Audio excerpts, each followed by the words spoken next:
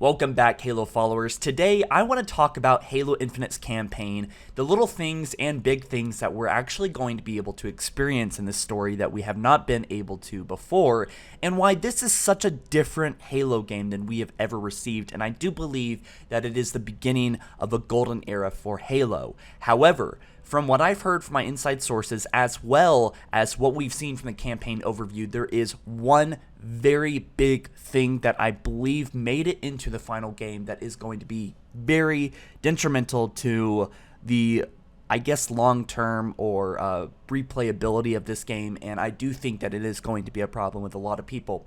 But with that being said, guys, before we jump into it, be sure to smash that like button blue and be sure to subscribe. Join me on the journey of following Halo. So firstly, let's talk about the things that I am very excited for that I want to remind you guys that we're going to be able to experience in this game. Firstly, we are having access to all 5 equipment items. I'm sure there's going to be more in multiplayer after launch, post launch with these updates and season updates or whatever. But equipment is all going to be available to us. Those 5 abilities, including grapple hook, shield core, thruster, and the other 2, those are all going to be available at the same time in campaign. Now, I believe that we're going to be able to unlock them throughout the first few missions, but they are all going to be available, and we're also going to be able to upgrade them, which is a really cool thing we have not seen before. I think that this is going to have the most dynamic, most interesting, complex Halo gameplay we've ever seen in a Halo game. Not only are we getting those, baseline vehicles like the Warthog, the Mongoose, and, I guess the Wasp. I would like to see the Hornet and Falcon, but those are probably coming after launch. And there was actually a little snippet that I want to play at the end of the campaign overview, and then I'll talk about it. So here it is.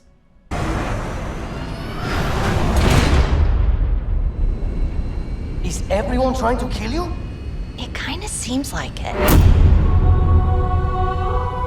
So what I love about these characters, like the weapon and the pilot, these guys are really, everyone meshes pretty well here. And I'm just excited to see a cast for the first time in a long time that I'm actually really enjoying.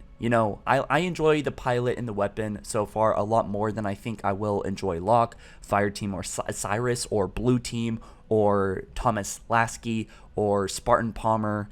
Any of those characters I thought were really boring, but these characters, I feel like they have depth, they have a personal relationship with Master Chief that is meaningful, and I'm just excited to see that unfold. I'm especially excited to see the weapons role in this story, as well as Cortana's. Another huge thing is that the campaign overview, the trailers we've seen so far, are kind of misleading in a way, but not in a really bad way or anything, but we are actually going to be playing this game through a day-night cycle, right? Zeta Halo has a full day-night cycle, last time we heard, unless they changed that, but it seems like that has stuck and they improved the lighting. But the cool thing about this is that whatever weapons you're holding on to and whatever the lighting is, that is going to be directly affected in the cutscenes. So what we have seen in the campaign overview trailer, what we have seen in all the trailers, are going to look a little bit different on Zeta Halo. It could be nighttime, and I'm curious as to how that is going to change the mood, the lighting. In a way, we are all playing the same campaign, but the moods and the kind of feelings that we get out of them, depending on the time of day, are going to be slightly different, which is kind of interesting that really a lot of people are going to be playing a different kind of campaign in some way, at least on a surface level way, which I thought was really cool. Now, I do actually want to talk about a couple things I am very concerned about. The first one, not so much as the second one, but the first one is actually a spoiler that I heard, which I won't be telling you guys, but it's about how Zeta Halo blew up. And I heard that it is a little bit unsettling, right? And I'm curious as to how people are going to react to it, because, I had my reaction to it. I'm usually different than a lot of Halo fans. I get a lot of slack for saying certain things or having certain perspectives. So I'm curious as to what the masses will think of it. Apparently, a lot of people have liked it so far, the people that have actually played Halo Infinite, from what I've heard. But the how Zeta Halo blew up is not what you think it is. It's something that I would have never guessed. It's something that I've never seen anyone else guess it correctly. So I am very looking forward to seeing the people's reactions to it, because I believe we figure it out right off the bat. right when we start the campaign. We're going to find out how Zeta Halo blew up, and that has been something that we've all been wondering for a couple years now, right? A few years now. So the one thing I am really concerned about the campaign gameplay is what we have seen in so many different clips. Virtually every single fortress has these 3 objectives, right? Destroy the 3 refineries, destroy the 3 turrets, destroy the 3 little bases, destroy this. It's actually kind of easy to miss, but in the gameplay you actually have to turn these little knob things to open up and expose these generators, whereas at first I thought they were just exposed. But yeah, I am a little bit concerned about the dullness and repetitiveness of doing a bunch of objectives. And again, we've seen very limited gameplay, but virtually the only gameplay we have seen is these boss battles, which do look fun, but the repetitiveness of just destroying 3 things over and over in the gameplay, which again is something that I've heard from my insider sources that have been right about literally everything so far, have been also telling me that that is littered with the game. If that is correct, do you think that's going to be a problem? You let me know down in the comments below. I'm curious what you guys think. Now, I am looking forward to the boss battles. We've seen a few boss battles. We know Jaga Ardami is actually how you pronounce it, I guess. That's how the weapon pronounced his name. Is actually not going to be really a big character in this story as far as like cutscenes go, but is going to be an in-game villain that kind of comes up and attacks us, which I'm kind of bummed about because I honestly thought maybe he might be the new Arbiter. Maybe he will if he survives this first game, if Master Chief doesn't kill him, but I would like for Jacob to have more depth to him. I would like for all these boss battles, by the way, in the gameplay in them to have depth. And speaking of which, I believe hunters are going to be much more difficult than we have ever seen before. I believe all these characters, all these brutes and Covenant, ex-Covenant, I guess the banished soldiers, should be more difficult because we, Master Chief, have access to equipment, a lot of advantage. You know, we can grapple hook here, there, we can use shield core, we can use thruster.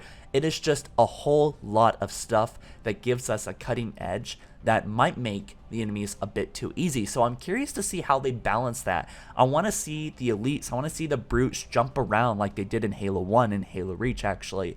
It made them a lot more difficult because they were always jumping back and forth. They did more dynamic things. I hope the brute ragers, the guys that sprinted us, you know, completely in rage, are actually going to be really difficult like the Halo 2 brutes, you know? So I want to see the enemies more difficult. Even on normal difficulty, I want it to feel almost like heroic because I want this game, even though I know it won't because this game's, you know, kind of geared towards kids and they don't want kids to like never like get through the campaign, right? So I do want the Banished to be more difficult than you would expect, right? These guys have actually defied the Covenant and have taken down the UNSC somehow, and I want to see that reflected in the gameplay. I want to see them do dynamic things. We also have the skewers to look forward to, and I wonder if they're going to do anything dynamic or interesting. I hope there's just things that we don't expect in this campaign. Not to mention that there is probably going to be a hell of a lot of secret rooms, secret little missions, probably a lot of little things that, you know, Easter eggs that people will be able to hunt down.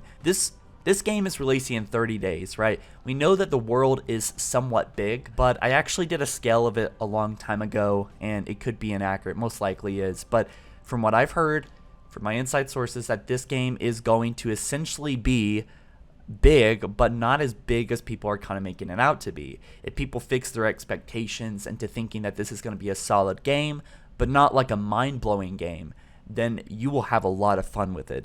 But if you go into it expecting like how everyone did with No Man's Sky or any of these other big, you know, big titles that ended up, you know, disappointing people, well, you're going to be disappointed with Halo Infinite.